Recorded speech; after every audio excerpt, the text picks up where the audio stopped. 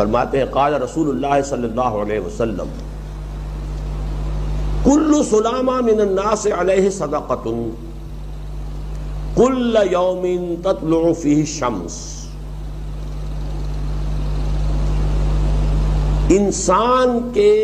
انسانوں کے ہر جوڑ پر ایک صدقہ واجب ہے. ہر روز جو طلوع ہوتا ہے تو ہر جوڑ کا صدقہ.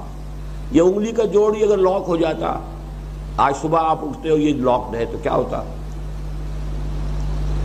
گھٹنا لاک ہو جاتا، کونی لاک ہو جاتی. صبح کو انسان اٹھے کہ میں بھلا چنگا ہوں. کل یوم تطلع فی الشمس، ہر دن جس میں کہ سورج جو ہے طلوع ہوتا ہے اس میں ہر جوڑ پر ایک صدقہ واجب ہے. اس کو شیخ سعدی نے بہت عمدگی سے کہا ہے. ہر سانس جب انسان کے اندر جاتا ہے موجب تقویت ہوتا ہے. آکسیجن گئی، قوت ملی، اسی کو برن کریں گے انرجی ملے گی. سانس باہر نکلتا ہے، یہ صفائی کا ذریعہ بنتا ہے. کاربن ڈائی آکسائڈ اور بہت سی چیزیں نکل گئی. بس بر ہر نفس 2 شکر واجب بس. ہر سانس پر 2 مرتبہ شکر کرنا چاہیے. ہر سانس اندر گیا موجب تقویت، باہر بنا موجب تنقیح. لہذا پس بر ہر نفس 2 شکر واجب بس. تقریباً اسی طرح کا یہ معاملہ ہے. لیکن اب یہ کیسے صدقے ہوں گے؟ اس صدقے ہی کے جیسے کہ پہلے آ چکا ہے اسی کی یہ تعریف میں ہے.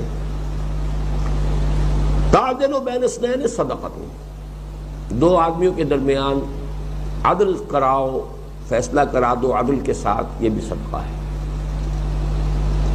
تعین الرجل فی دابتہ فتحملہ علیہا اور ترفع لہ علیہا متاعہ صدقۃ. اور تم مدد کرو کسی انسان کی اس کی سواری کے معاملے میں کہ اسے اس پر چڑھنے میں مدد دو، یا یہ کہ اس کی کوئی چیز، اس کا سامان نیچے سے اٹھا کے پکڑا دو.